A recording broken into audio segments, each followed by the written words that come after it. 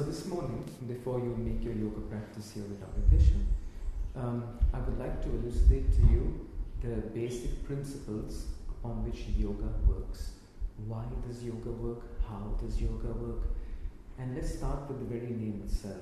The name, the word yoga, means union, to bring together, like a fusion, unison. And therefore, when one makes yoga, the idea is that one attains to a state of unification with something. And every method that one makes in yoga, whether it's some asana or a breathing method called pranayamas, mudras, bandhas, anything one makes in yoga, the question that we have to ask is, okay, if I'm making yoga and this method belongs to the tradition of yoga, then what yoga or what union has just happened between me, the one who is making the practice, and usually there are big question marks there because the question is not really answered, and that's because people have started to make yoga in a more physical, materialistic, gymnastic kind of way, in the sense that they make, for example, asanas, and the focus on the asana is about alignment, stretching, flexibility. Nothing is wrong about alignment, stretching, and flexibility. It's always good to be aligned in your body, flexible, to stretch. Many good effects there. But the word yoga doesn't mean alignment, nor does it mean stretching, nor does it mean flexibility. That there is something more to doing the practices of yoga, and in the particular case of asanas, than just stretching and flexibility. Where is the yoga? Where is the union? And that's why I want to inform you about certain principles, which when you understand how yoga works, and then with that awareness, there's a certain efficiency that comes in your practice that does not come without the awareness of what you're doing. So, by the way, these two principles, they govern the whole universe, they govern life. Your whole life happens with the working of these two principles. They are not the copyright of yoga, of the yogis. The same two principles apply to every other spiritual tradition, whether it's Sufism, whether it's Kabbalah, Taoism, like these, I mentioned some esoteric traditions, but it applies to your moment-to-moment life also. So the yogis simply, from their mystical insight, recognize that the universe works in a certain way, that the universal laws and forces that govern our lives and influence us, and we to a certain extent influence the universe, and to see how to do this right, like how to live in a conscious way versus having the universe puppet us in an unconscious way. So the first principle is called the principle of correspondence, and it suggests that the human being and the universe out there, this large, vast, almost incomprehensible to the untrained mind, this vast universe are identical in their blueprint, identical in their matrix. And the way this is represented in the tradition is that whatever is here is everywhere. One of the tantric texts called the Vishvasara Tantra says, whatever is here is everywhere, implying that anything that has an occurrence, as a phenomenon, as an existence, as a state of mind, as a state of consciousness, as a mood, as an energy, here has its correspondence in the universe. It exists out there in the universe. If it's here, it's there. The text says whatever is here is everywhere, whatever is not here is nowhere. Microcosm, macrocosm. There's still a cosm. Cosm means cosmos. Small cosmos, big cosmos. And the other way around also. Not only whatever is here is everywhere, but whatever you have in the universe has its correspondence in the human being. Let's see some examples of this. In the human condition, does the human being have intelligence, like you have intelligence? And some people say, yeah, I'm very intelligent. Other people say, yeah, but no, I'm not that clever, I'm not that smart. The point is, every human being has still got even a little bit of intelligence, right? Whether it's a little or a lot, but they have. The mystics say, your little intelligence comes from a source in the universe. And if there's intelligence over here, there's cosmic intelligence out there. Universal intelligence out there, which is so much more greater than my pathetic little intelligence, exactly as you compare the size of my body with the size of the universe. If it's here, it's going to be there. And there it's in cosmic proportion. Similarly, if the human being can love and has the capacity to love, even impure love, diluted love, selfish love, egocentric love, even that. If I can love, and love is here, then there's got to be love out there. And the love out there is universal. It's a cosmic love. Like you compare the heat of my body with the heat of the sun. You get it? And like that, anything over here is out there. The source of it is out there. And the other way around, if there is something out there in the universe, it has its correspondence, its corresponding link in the human being. And that's why it's called the law of correspondence. The Kabbalistic tradition says it in another way. It says, as above, implying universal, so below.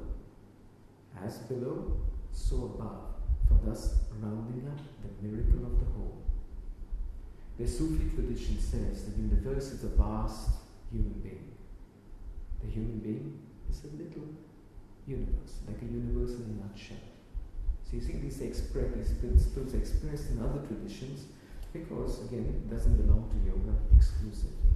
Just like gravity and how gravity functions, the roots of gravity don't belong to any particular group of people or religion or, it's the way it is. And gravity is gravity in the house of a Jew or a Sufi or a yogi or an atheist. So, now let's see, what's the point of telling you such a principle that whatever is here is everywhere, whatever is not here is nowhere? The principle of correspondence has practical effects. And the first import of it is this. When we live our lives in the way we live it, in these materialistic ways we live it, and egoistical way we live it, we tend to always live with the notion, this is me, this is mine, whatever, my house, my car, my money, my child, my. And all this is not mine, this is all yours, and don't trespass, otherwise you'll be persecuted. This is mine and leave me alone, right? And we have this idea, which is a false idea, that something belongs to you. I can understand from a standpoint of the social regulations and making sense in society, you have to say, this is mine, this is not, this property is ending here, and I understand. But we believe in it too much. We create an illusion, we stick to that illusion, and we live our lives through it, only to suffer. And the principle of correspondence and generally mystical systems say, nothing is yours. Like, what is yours? If something was really yours, it would be with you forever and ever and ever. At least by the definition of the mystics. So now, what is yours? Because everything you have is going to be taken away from you. If not before death, for sure in the moment of death, right? When death is coming, that's not saying, you can take your gold with you. Oh, you really like your son, you take him also, Everything has to be left behind, including your little pinky finger and everything else attached to it. Even this is not yours. Everything we have comes from the universe to us. Usually, as per the law of karma allows. We may be karmically fortunate human beings in this particular moment. We don't know what happens tomorrow. Karma is doing its dance on us because we're unconscious. But the point is, whatever you do get, you get from outside.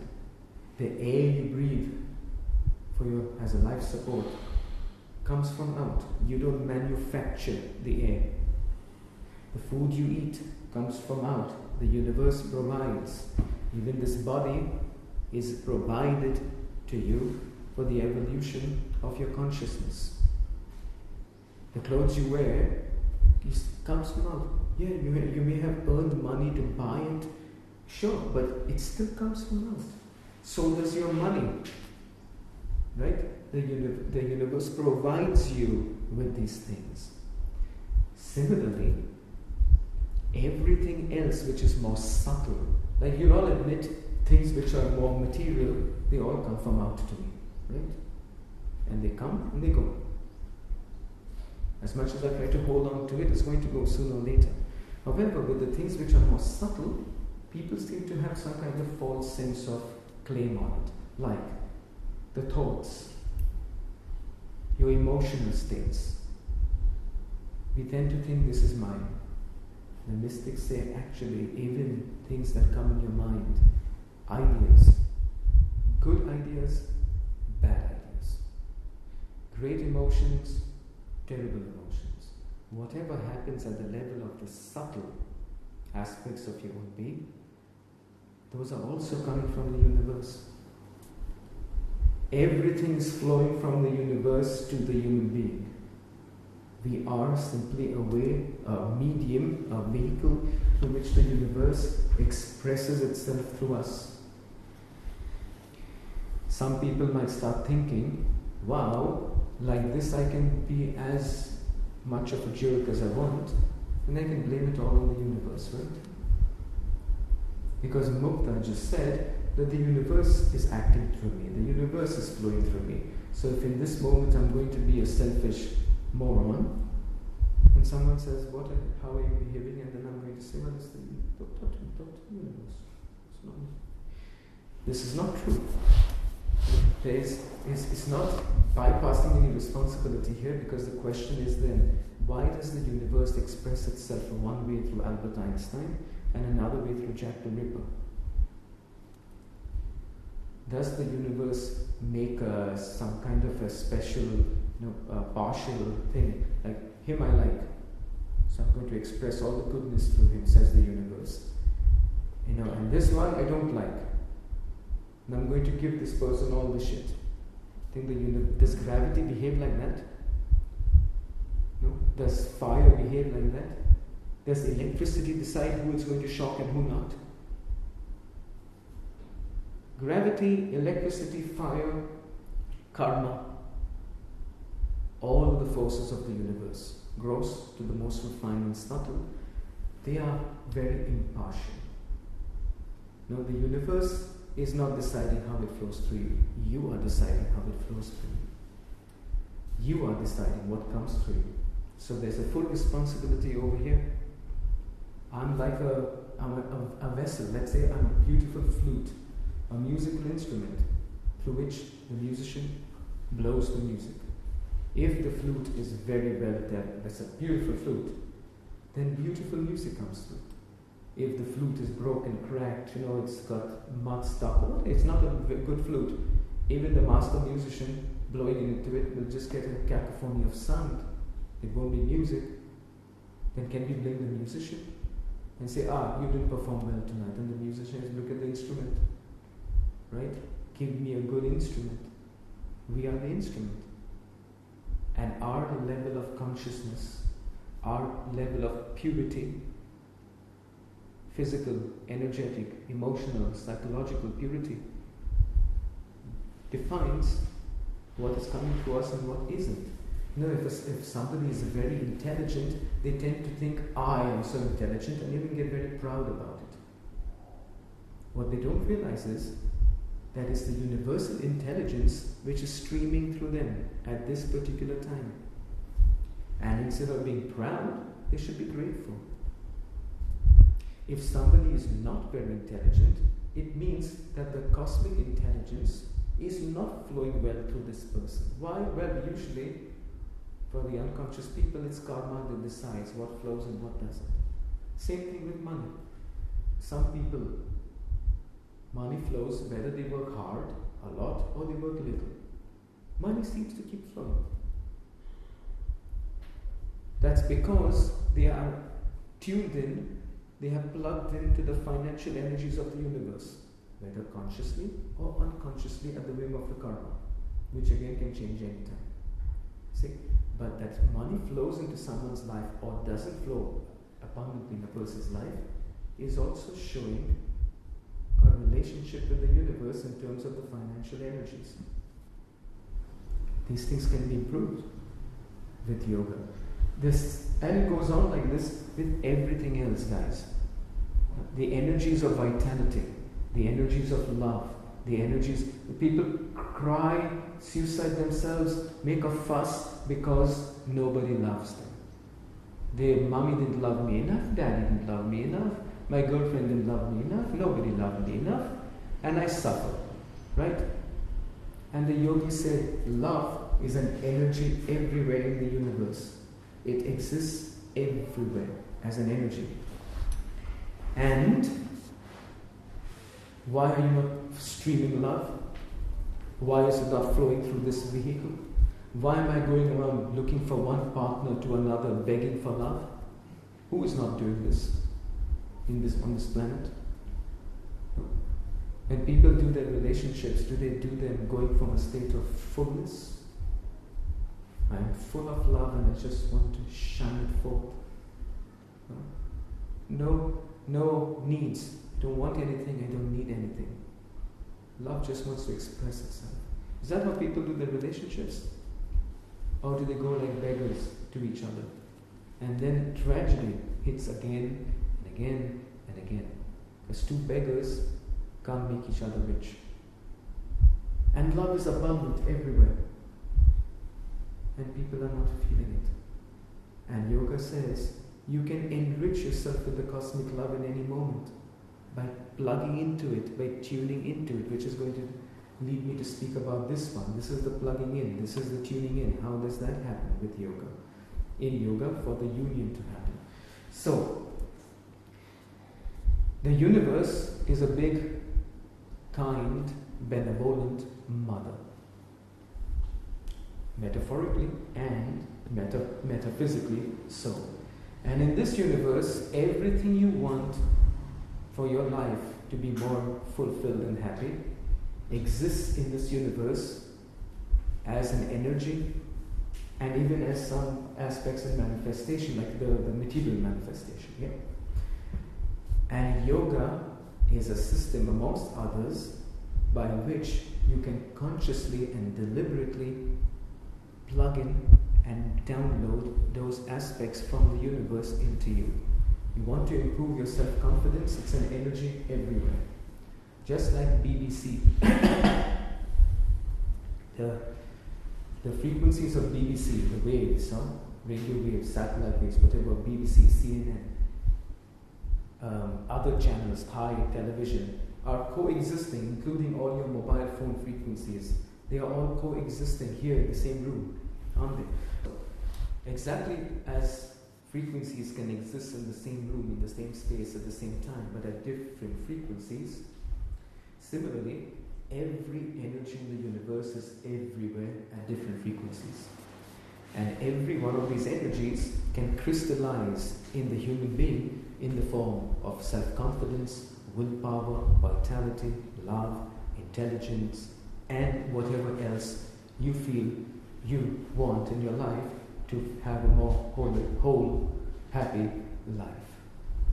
So the principle of correspondence says anything you want is out there, cosmic proportion, gigantic proportion. Like how much intelligence can you call for? Sky's the limit, as much as you want. How much love can you call for? As much as you want. Think about the mystics. Think about the kind of heart that Rumi had. Think about the heart that Jesus had. Where did it come from?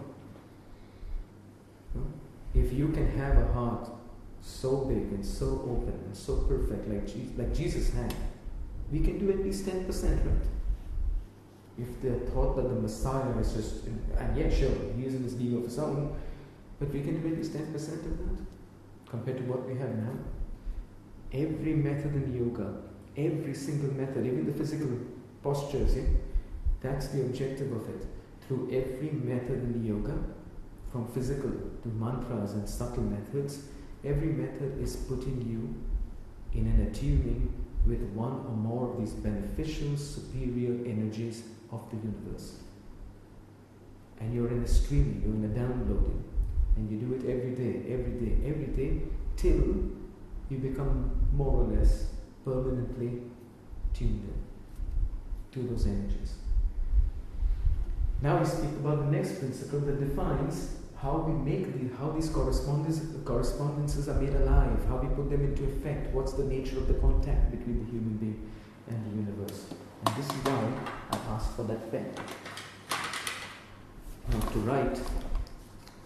And so the principle of resonance, let's say even the word resonance, in technological terms, in a very simplistic way, the word resonance is defined like this. You have a system that vibrates, a mother system that vibrates at a frequency, a certain frequency. You bring another system, in this case it will be called a daughter system, and you bring the daughter system within the vibration proximity of the mother system, and it catches the vibration and they vibrate at the same frequency together. This transfer of vibrations from one system that vibrates to another is called resonance. This one enters into resonance with this one. And the only necessity is, the condition is, they both have to be at the same frequency. If this is 10 hertz and this is 11 hertz or 5 hertz, or anything but 10, it won't catch. This will vibrate, but this will not catch the vibration. It has to be the same frequency, then it catches. Yeah? Now, let's go back to the energy of love, which when it streams through you, you experience the consciousness of love, the states of mind related to love, the true love, and the emotional states related to true love. Okay. And then, of course, your choices and your behaviors go in a certain way from that state of consciousness. Love is an energy everywhere in the universe. And this is me. This is you. Beggars don't know love. It's everywhere. It's all around me. It's everywhere. Why don't I catch it? Because I'm not tuned in. I'm not at the frequency. Get it? Then comes yoga. Sorry, I should have used this one because I've only a black one. Like this now. This is love, and I'm like this. Yeah? Though the color doesn't represent the energy of love, but this one doesn't better. Anyway, so I'm like this, and I don't catch it. Then I make the yoga practice. And the effect of the yoga practice is, for a while, it makes you like this. And you tune in. And you download that energy of willpower, love, intelligence, whatever that asana, that pranayama, that technique is in you, and you download it. Well, you got a couple of units of that love or that intelligence today. And then, when you finish the practice, your mind goes back to its usual coordinates, stresses, joys, etc. And you're out of tune again. But love is still around. Tomorrow you come back and says, okay, let's make it again. You catch it again. Right? And then you're back to square one. Then you go on and do it again. But like this, when you go on for months and then years, you learn the trick. You learn how to do this and to stay there.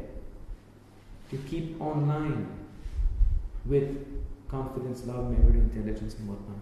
So you get the point.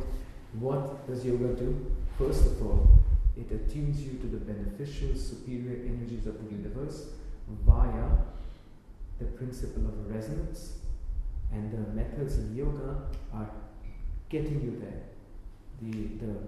It works on your organism, it works on your energy bodies, it works on your mind, all of it put together is tuning you to those energies till you can make it a permanent connection and stream with it. Rumi didn't need to do exercises for his heart chakra every day to stay plugged in. He did. And at some point now it's streaming non-stop. Even when he's eating, even when he's farting, even when he's sleeping, even when whatever he's doing, his heart is in beautiful attunement with the cosmic heart, and it's flowing. The energy is flowing. Yeah. Now the question is this, or what I want to tell you is this. This goes for all the shit of the human condition also. For example, anger, when you feel angry, it's a little atom of the cosmic anger expressing itself through you. When you get jealous, worried, stressful, fear, anxiety, and the negative states of emotion, the negative moods, the negative states of mind. Negative, why do we judge it as negative? Well, the question is this: does it help you in your evolution to perfect happiness? Does it help you towards true love? Like when you're angry, depressed, moronic, selfish, egocentric, proud, and the rest of them, are you elevated? Do you feel high? Do you shine? Are you a nuisance to yourself and to everybody else around you? Well, every one of these and more are also energies of the universe. If there's anger here, there's anger there. There's the sources of cosmic anger in the universe. If there's sadness here, there's sadness out there as an energy. See? Now, do you realize we have been doing yoga all our life? Yoga, not methods. Union. Yoga all our life. Unconsciously and mostly towards a lot of unbeneficial states of mind, emotion. What does it take for anybody to get into anger? What will it take for you right now to get really angry? Anything small. You're driving your car peacefully, some dude comes and cuts you off, turns in front of you something. That's it. Bam! Big anger. That means I have learned to make a yoga with the energies of anger so easily. Now I'm telling a person, good, do the same with love. Yeah? Because in a moment you can take anger and amplify it 10 times, at least, correct? Just in a moment. Do it with love. Cannot, right? Can do it with jealousy. What does it take to be jealous? To go from zero jealousy in the moment to 100% jealous. What does it take? Right? Do it with intelligence. Go from the intelligence you have, and you know what? Forget 100 times more. Make it 3 times more. 3 times more intelligence. Now, do it. Content. You see? We have been doing yoga all our life with all the shitty, unbeneficial energies, not all, but many energies in the universe. And how do we do it? We do it by where and how much we focus the mind. And it is this is our instrument of resonance. This mind is our tuning button to the universe. The analogy of the radio fits perfectly with this situation. I am you and I. We are a radio. The universe is the big broadcasting station that broadcasts universal energies of all kinds, all frequencies. Where my tuning button is tuned, to what channel it's tuned, is the reality I'm going to get, correct? If my radio is tuned to the channel depression, I'm going to get depression, music, depression, soap operas, and my life is going to be a depression. If I'm tuned to channel love, intelligence, exaltation of spirit, whatever, my reality is going to be different. And that tuning button in this radio is the mind, which for most people is unchecked How many people examine what their mind, what's the content of the mind, what thoughts are coming again and again and again? Like examine it and then purify it, clean it up. If my tuning button and most people's tuning button is set on energetic, emotional, psychological poverty, just look around. I mean, look into your own life and see. On a spectrum of miserable to eternal happiness, where am I on this? And be honest. Huh? And so, the point is, all these correspondences are, the correspondences exist, but how and where you tune into the universe via the principle of resonance, it depends on your mind. And that's why in the yoga practice, we always have to focus the mind correctly. There is no yoga, and I mean using, not stretching, without the correct concentration of the mind. Right from the beginning, that's why I'm informing you today, in the first day, when your teacher will practice with you, he or she will tell you, focus like this, focus here. And you have to do your best to focus there, because it is through this that those resonances are made to occur. Ultimately, all yoga is done only with the mind. You need the props of the body, the posture, the energy and all that stuff in the beginning. Like crutches are needed when the legs are weak. But after months and years of physiotherapy and exercise, when the legs get strong, the crutches are put in a corner or donated, and you can walk freely without the crutches. Every method in yoga is a crutch for a mind that is weak. How well does the mind focus? If you tell the mind, now focus, where? Here, right here, on my Ajna chakra. Focus here, 30 minutes, non-stop, no going anywhere, just stay here. You know what's going to happen. Your mind will go, okay, tick, tick, one, tick, tick, tick. So make a whole, carnival there. Then you say, no, where are you going, man? Come back here. Okay, 1, 2, 3, gone. A mind that cannot concentrate, cannot focus. Not to mention, it doesn't focus on where you tell it to focus, but where it wants to focus, when it wants to focus, it does it. Like when a person is jealous or angry, they are focused on some coordinates, you see. They think in a certain way. And then they can't even stop. Even if they want to stop, they can't stop. That means the mind is doing its own show. You have a radio, but you are not in control of the tuning button. The tuning button does what it wants. And you have to listen to the reception no matter what. Yoga says this is a serious error. Your mind is your instrument. It belongs to you. A part of you doesn't obey you. If another part of you didn't obey you, you'd get seriously troubled, right? You're in a bus, or let's say an aeroplane, minding your business, reading that magazine, and then one of your hands, without your permission, slaps across the face the one sitting next to you. Just imagine the situation, yeah? Bam! This person looks at you, you look at the person, so, I'm so sorry, and then your hand slaps you around, Then you grab your hand and say, what is my hand doing? It's out of control. You would not eat, you would not sleep, you would not nothing till you got that. You'd say, if it doesn't come under control, chop it, man, but you can't live like this, correct? If something went out of control in your body, you would not tolerate it. You'd seek help.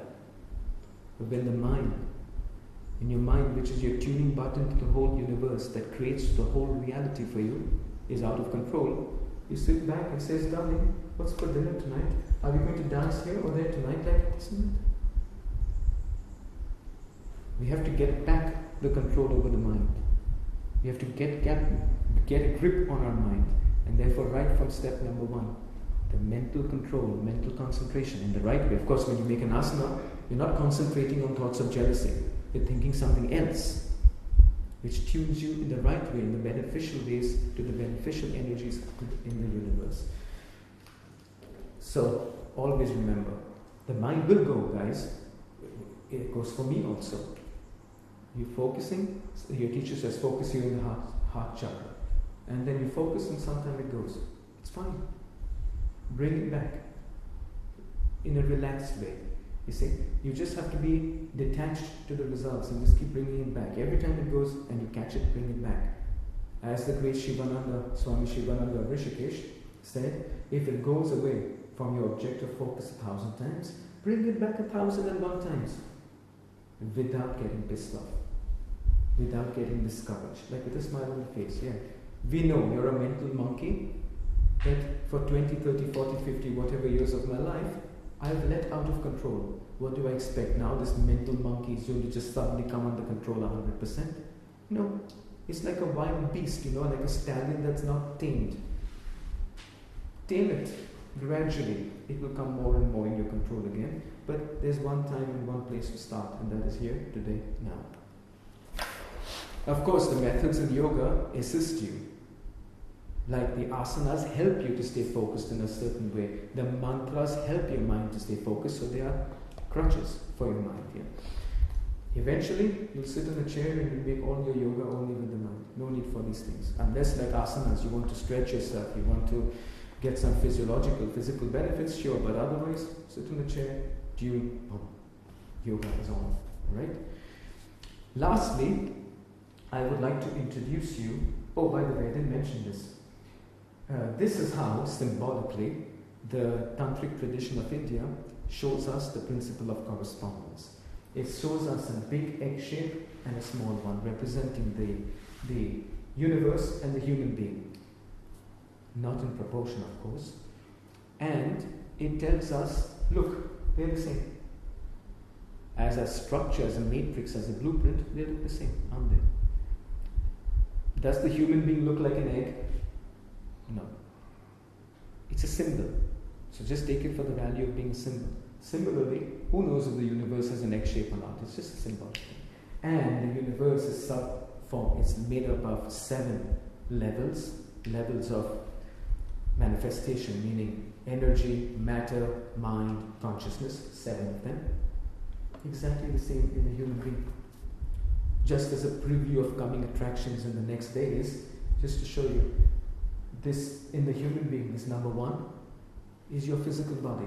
Everything about you that's physical, your physical senses, your physical neurons, nerves, brain, DNA, from the smallest, your physical atoms that make up this whole thing. That's part 1 of you.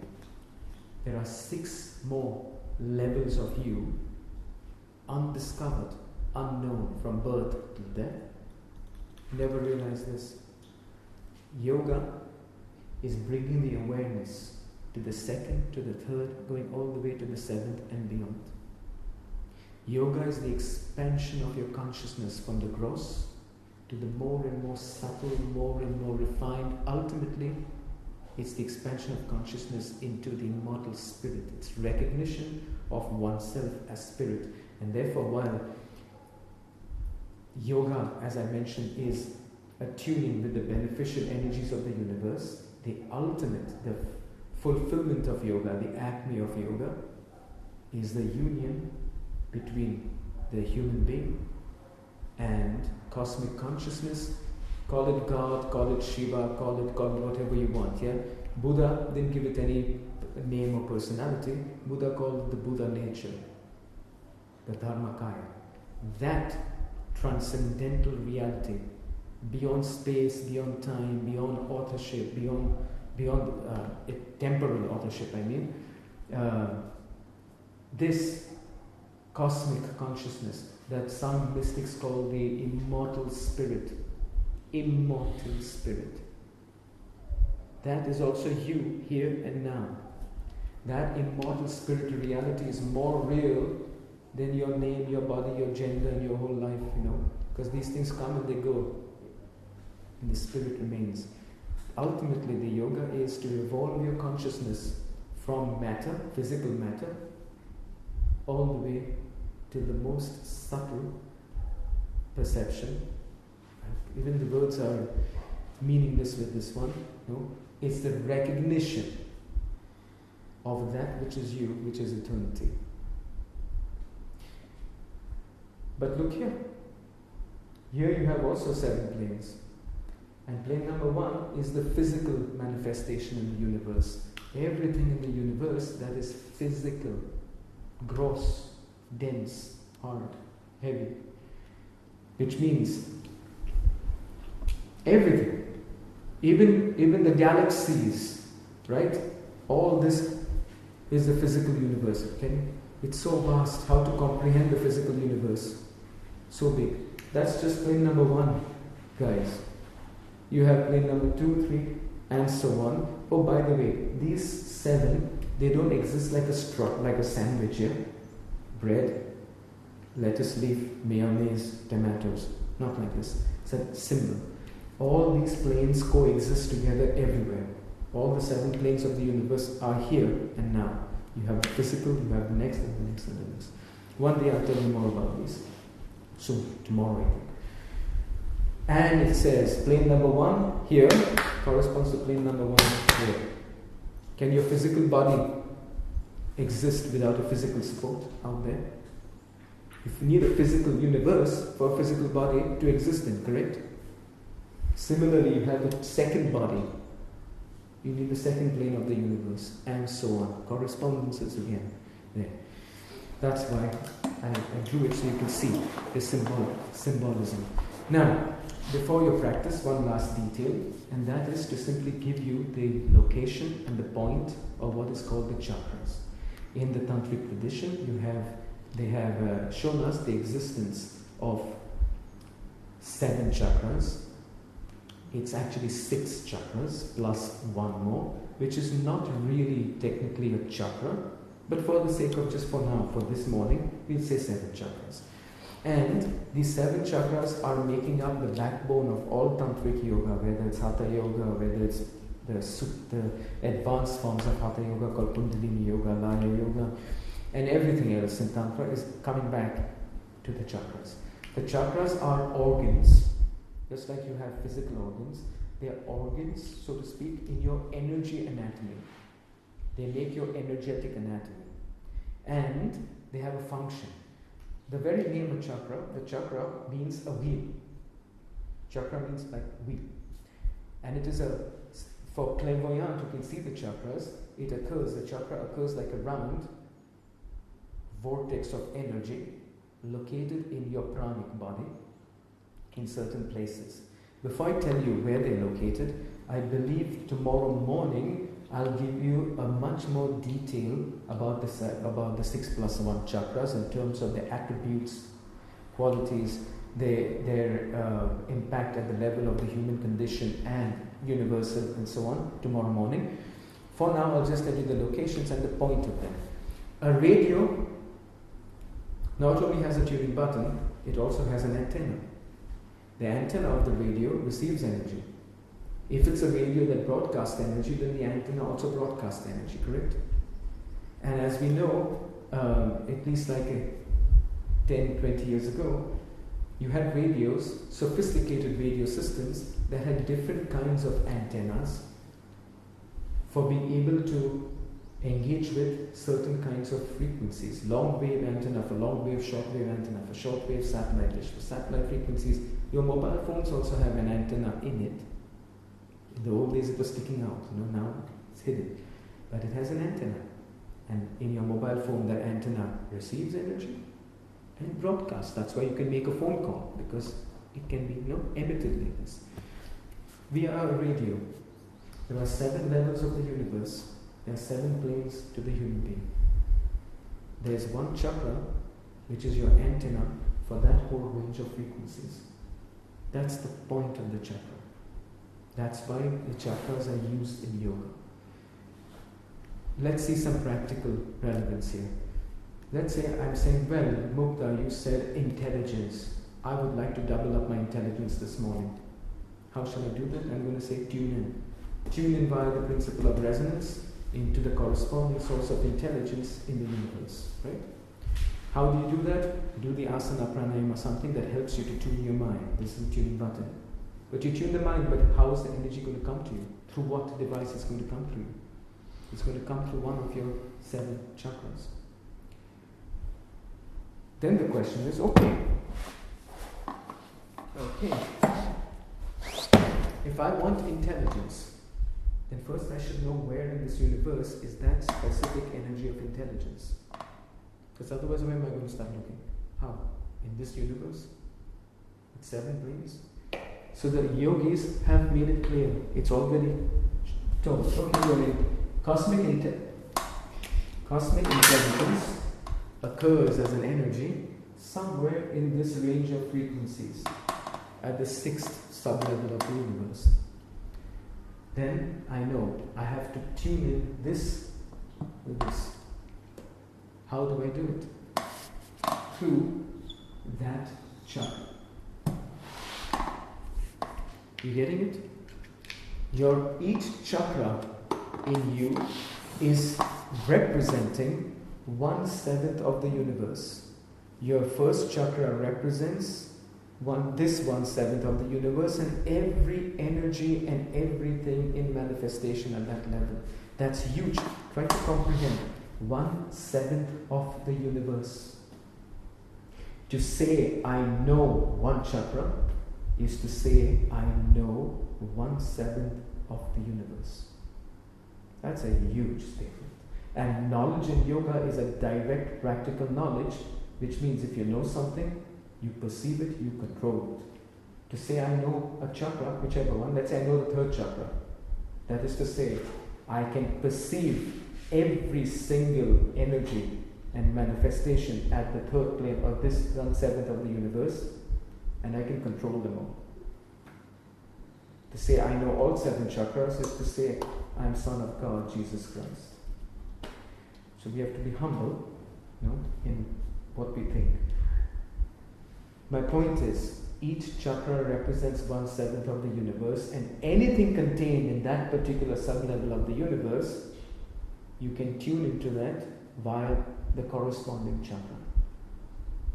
If you say love, I'm starving of love, can I tune into love? Sure. The first question is where? Where is that love? The yogis tell us it belongs to the 4th subplane of the universe. It's one of the many, many energies or frequencies at that plane, at that subtle plane. How do I get there? How do I tune in? Through my 4th chakra. And now that you've understood, for now, what's the point of the chakras and why we focus upon them in yoga, now quickly a run through of the location of the chakras, and then you do your practice. The root chakra is located right here at the level of the perineum, a bit on the outside.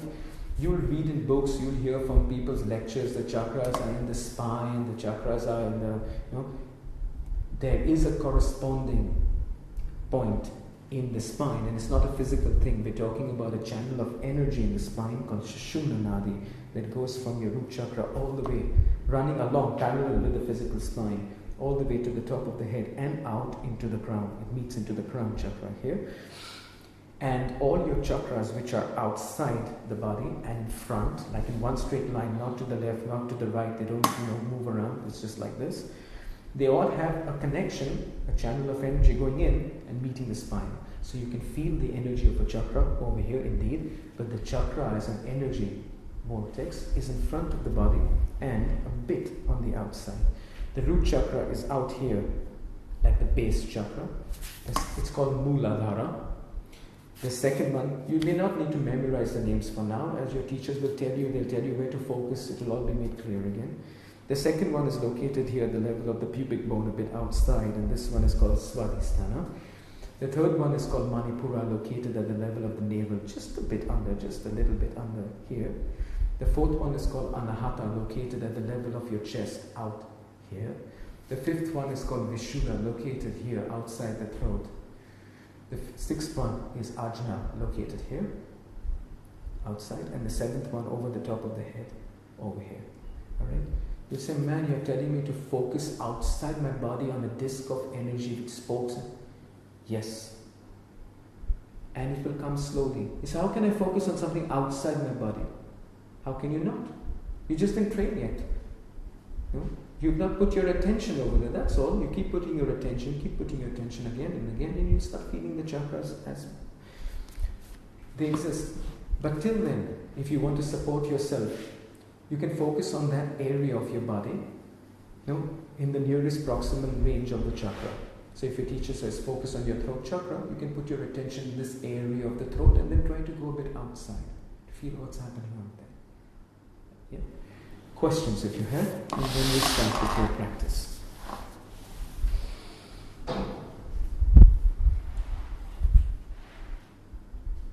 Alright then. See you this evening at 4 o'clock. Namaste.